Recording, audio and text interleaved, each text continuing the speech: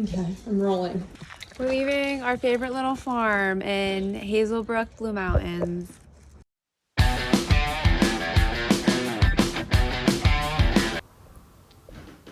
Hey guys. So today's video is about our trip to the Blue Mountains. That's the one place everyone says that you have to do a trip from Sydney, and it was just as gorgeous as everyone said. It's actually kind of magical. But I felt like our trip was a little extra special because we found an Airbnb that was on a farm where you could get a tour of the farm and the animals. And from the start, we were like, this looks so fun, and I have an obsession with goats and goats doing parkour, so I was already really excited. But when we met the people who own this Airbnb and started this farm 4 years ago and got to learn their story, I felt like we got so much more out of the experience than we expected, and that's what really made the trip. That's it. So of course I had to interview them so that they could share their story with you as well. Their Airbnb is a 2-bedroom, 1-bathroom home in Hazelbrook that sits at the front of their farm. Bye, have fun. When you walk down the side of the home, you enter the space where they're raising goats and alpaca and chickens and trialing various fruit that they grow to the left of their farm.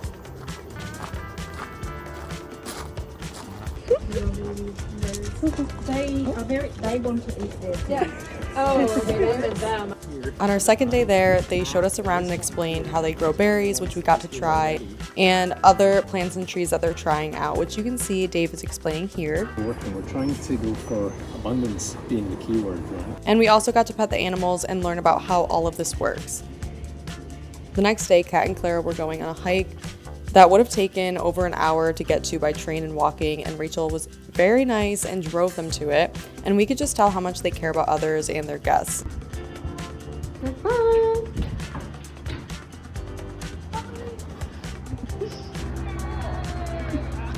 I wasn't feeling up to the hike, so I actually stayed at the Airbnb all day, and I got to enjoy the beautiful space, and I even got to milk a goat, so it was nice even just staying there without getting around.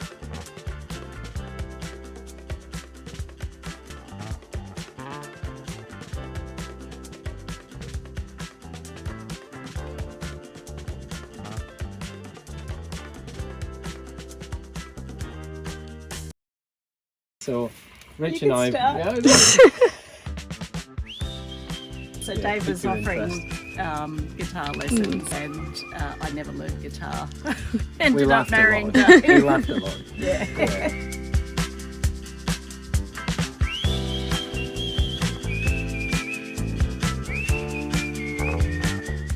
Rich and I both have backgrounds in technology, in particular in software development. I started working on financial services websites back in 2000. I ended up sort of running content teams. When I had my son, I wanted to sort of take a step back a little bit. Yeah, we had our son, and It was like a little switch going off in my head that was like provider mode engaged. You know? It was like anything that, because music was my first love. yeah. We both went very corporate at that stage, didn't we? Yeah. But coming out of all of those things like 4 years ago and starting to live like this, wow, it was a massive change for us in a really positive way. And so when did you start to get the idea of starting this? Our son has an intellectual disability, and he really struggled at school, and we were really confused, but because we didn't know. He's a little bit on the spectrum. He's not very obviously on the spectrum. We didn't recognise it, and he was our only child, so we had no one to compare him to. No frame of reference. No. Yeah, And of course he'd been at daycare, and then of course he started at public school here, and was really not coping at all.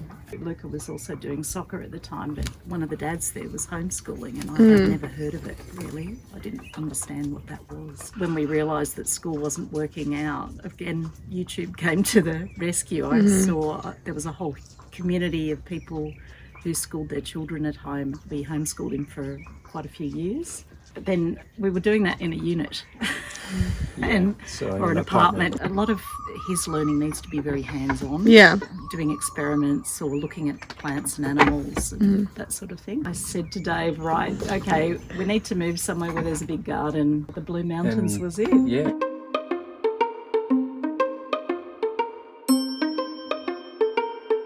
The day that we picked up the keys from the real estate agent was in a real rush to get out. They had to go and pick up a member of their family because streets were being closed off. When we were coming up here, we could just see fire trucks screaming up and down the highway. There was a lot of smoke. We're thinking, what have we done? Why did we do this? Why did we do this? Over the weeks, we started to see, like, it was almost like black snow, right? There was ash coming down. Leaves on fire coming down. And so, yeah, you touch them and they were still hot. And we went through having never really had a concern about fire, living in units and things like that. You kind of get a bit blasé around everything. You're like, oh yeah, you know, there's fire services, people risking their lives every day to save people. It's fine, you know. One of our neighbours there is a member of the rural fire service, a volunteer. So we're really, really connected to the real people element of people putting their lives on the line to help. We then were starting to think about plans. You know, what do we do? What happens to Harry? You know? What happens to Harry if there's a fire? Sort of planning how to get them all in the ute. Yeah. Harry on the all back the seat chickens, and the goats. all the goats. So how long did that go on for? Several months, really, because Australia was properly on fire for a significant period. Do you feel like now, because you went through that, there's other challenges don't seem as hard as maybe the way you started off? I think we've sort of hit the most, well, I don't know. I mean, with climate change, you don't know. Yeah. That learning journey we've been on, it has definitely helped us to become more resilient. So if something happens that we weren't expecting, we're in a better position now, instead of reacting, to respond. We can manage whatever comes our way. Thank you.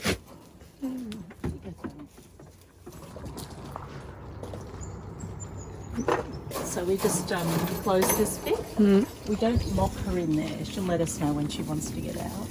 They like rhythms. They like things to be the same every day. Okay. And so she's got, if I have this not locked, she gets anxious. And so I've got warm water here and a cloth. And so what we're trying to do is just remove any loose hairs from the udders, because otherwise you get hairy milk. We still get hairs in the milk. I think we're kind of missing a trick. We did a hitty-ditty. Beyond shaving the udder, I think doing I mean, that would be... sieving the milk the way you've been doing it gets milk, rid of the hairs. We're getting better.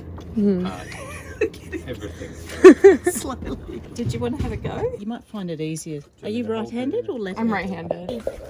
I suppose that's your left hand, isn't it? The thumb up there, and then the fingers down here, and then what you try to do is lock it off. It's really hard. Yeah. Oh yeah, there you go. Oh, you got it. That's so good. I feel like I'm afraid I'm gonna like hurt. Yeah. You really won't. She's so desensitized at this stage. I missed the ball. Oh no, No, you're okay. I actually get it all over myself. Yeah. Oh, you're doing really well. You're doing really well. Yeah, you did go. You're way better than I was when I first started. I'm a natural, thank you. There you go. Thanks. Have another go, you most well. You can see I'm still missing them. That's okay. It's part of the fun. How did you like learn what to do at first? YouTube.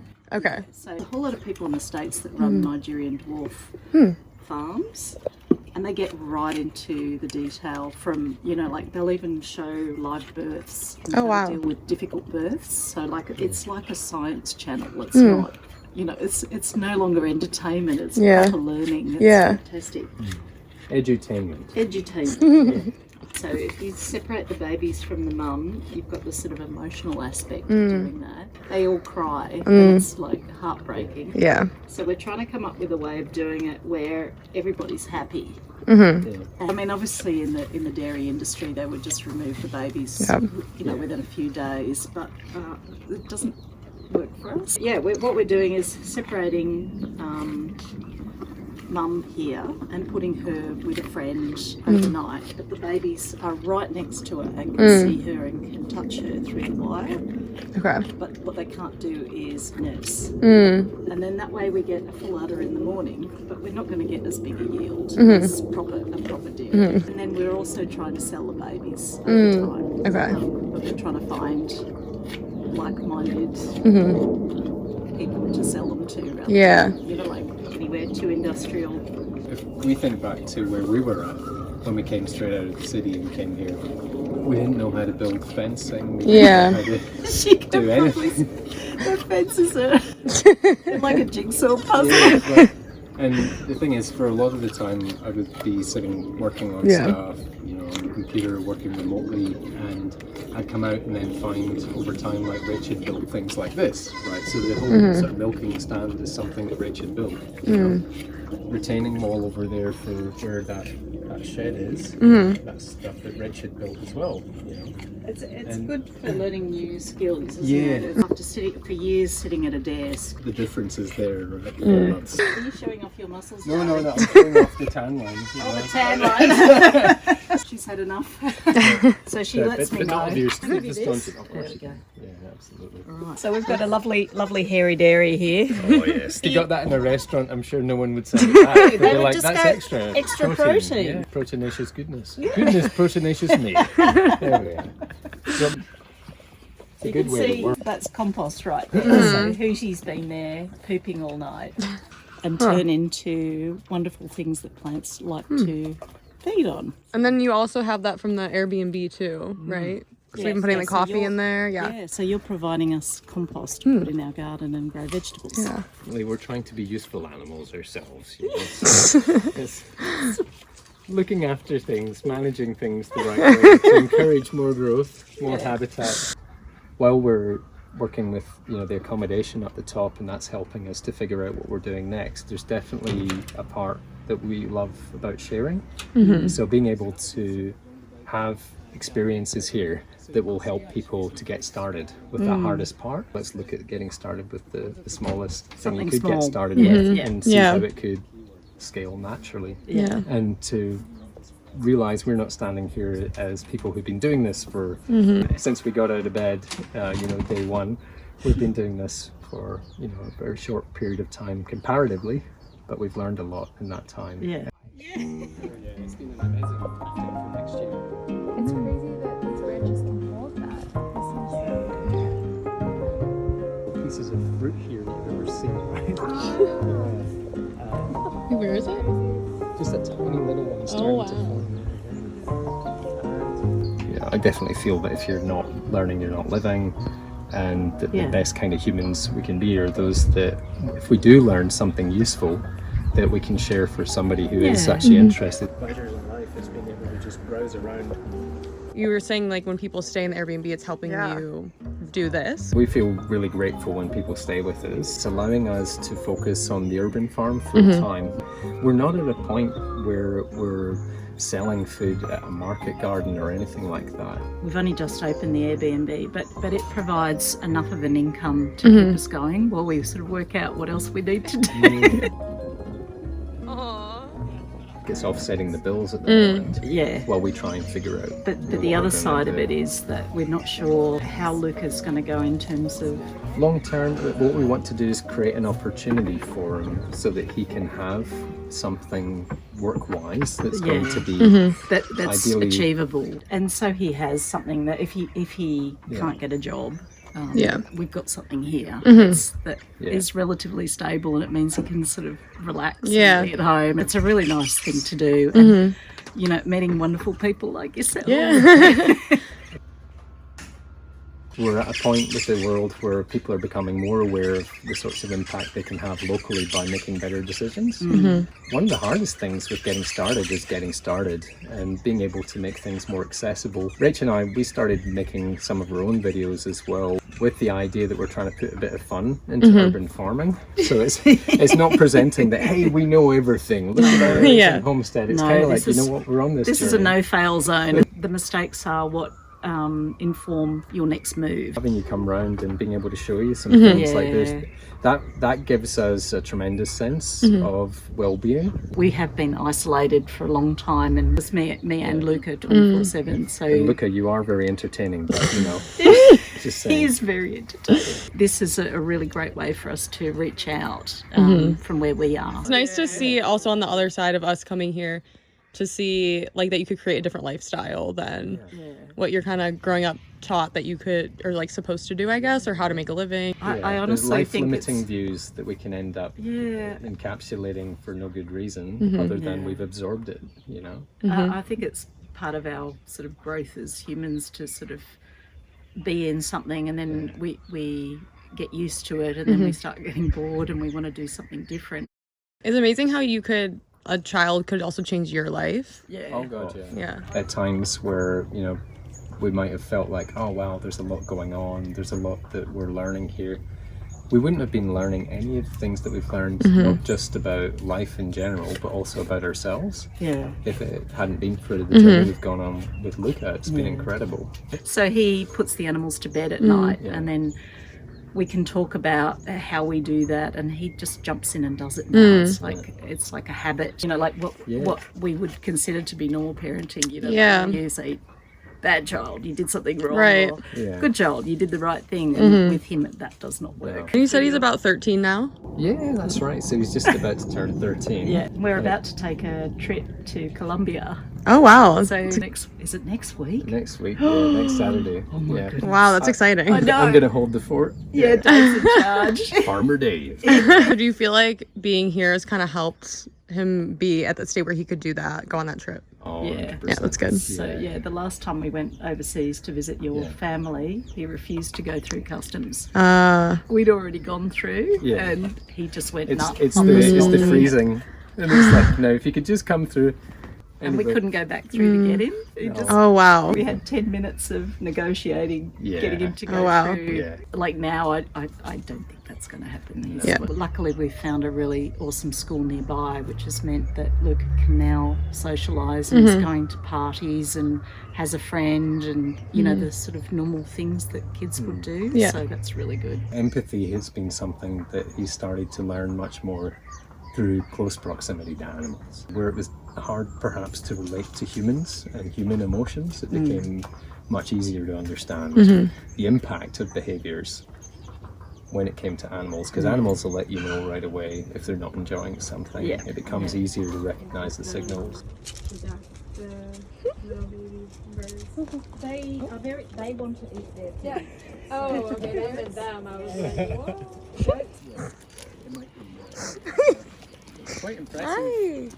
Once you start getting chickens, you just can't stop. And anyway.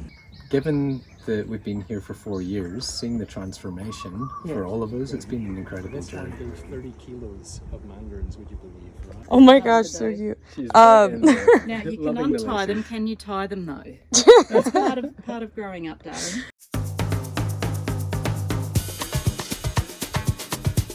Things may change tomorrow, right? Airbnb may be outlawed, or there could be I don't think another so. platform. Well, rather than that being the main point of what I was going to say, Sorry, Dale. all I wanted. That's no different to usual, Dave. What are you talking about? The Scots are known for Scots are not known bathing. that. Yeah. You can edit that bit out if you like. That's staying in. 100%. Sorry She about likes that. nipping at you. Yeah. Yeah.